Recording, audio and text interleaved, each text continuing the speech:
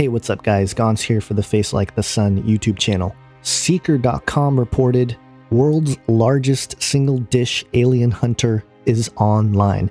The Chinese 500-meter aperture spherical radio telescope, or FAST, is now taking data dwarfing the famous Arecibo, or Cibo, I'm not sure how to pronounce that, observatory in Puerto Rico. And it says here that the world's largest radio telescope began operating in southwestern China on Sunday, a project Beijing says will help humanity search for alien life. They spent 1.2 billion yuan, which is about $180 million, to build this telescope, and it's the size of 30 football fields, made up of 4,450 panels to search for signs of intelligent life up there. And this goes back to this idea of a Chinese space program in conjunction with the Russian space program, along with, of course, the US space program. And there's something to be said here about what I think is going to be a bigger issue than people realize as things develop, allegedly, up there.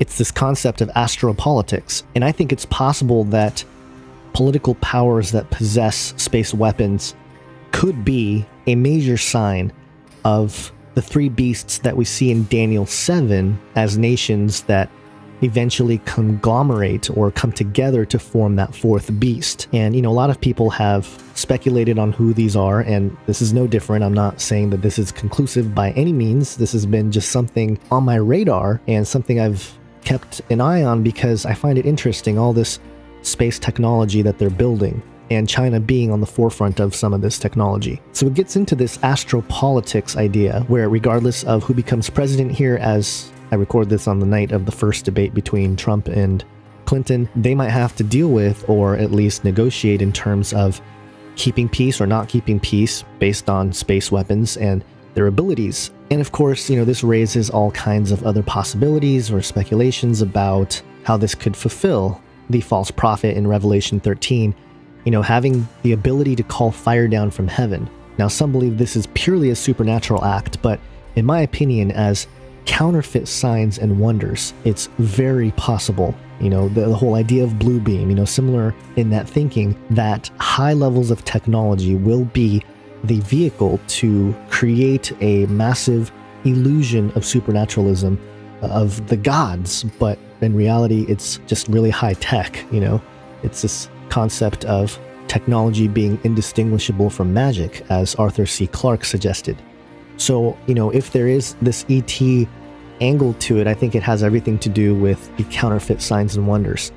And so it's a really interesting story here. There's a lot of news coming out about space. There's the whole Europa thing. They think there's water vapor coming out of it. And obviously, if there's a rich water source in space, then, you know, it potentially can house life or have life there.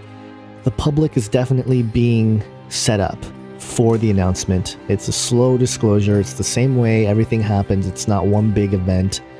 By the time that big event might happen, you know, we would all be conditioned to accept it anyway. So it's not something that happens overnight. It's a gradual process, and that's what we've seen here. And I think seeing the big governments come out with this technology, we might see some really interesting things in the area of astropolitics. And obviously, you know, I'm not leaving out the United Nations and their 2030 agenda. And I think the idea here is that the UN might just be one of those animals. It might not necessarily be the final beast, but one of the animals described that becomes part of the conglomerate beast in the end. So that's why, you know, right now, perhaps the United States, you know, if they go Hillary, we're going to fall right under that UN umbrella, point blank.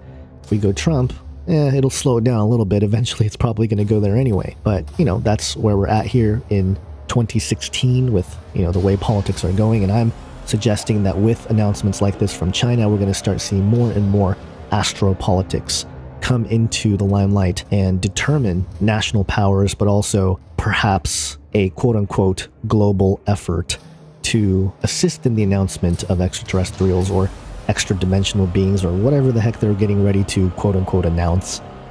It's already happening. It's been happening. As a Christian, this is our worldview. Like, this has been going on for a really long time, and the big deception is that people believe it's all fake, it's all not real, that God doesn't exist, that prophecies are just babblings of crazy people.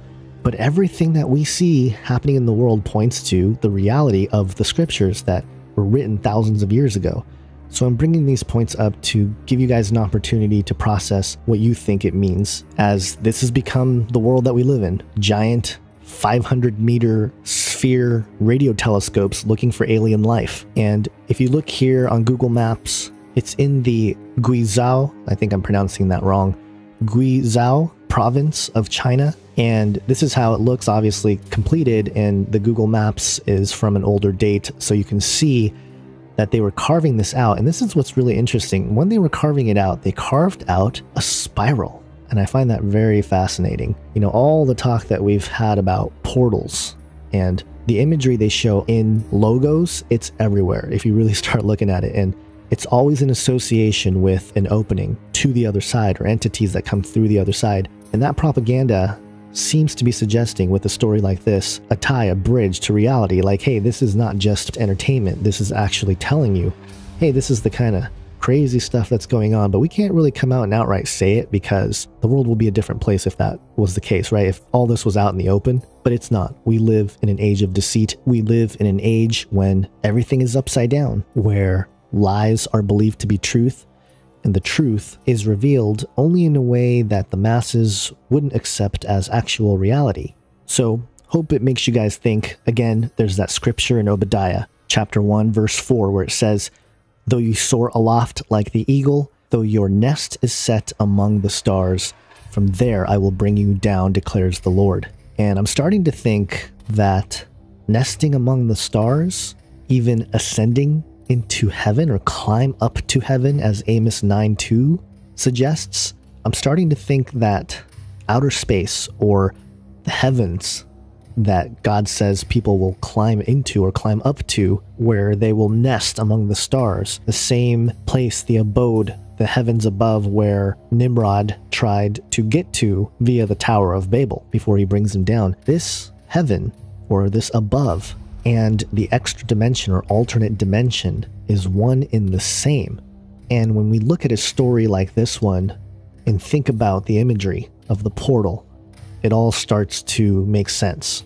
That there is a deep connection between the alternate universe, or the extra dimension, or the spiritual dimension, that other side, and what we've been led to believe is outer space.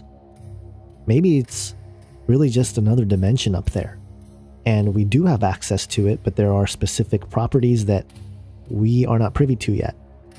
Anyway, those are some of my thoughts. Ponder on that for a little bit. And yes, this did remind me of 007. I mean, it's basically the same thing, except it's in China. Have an awesome day, guys. God bless.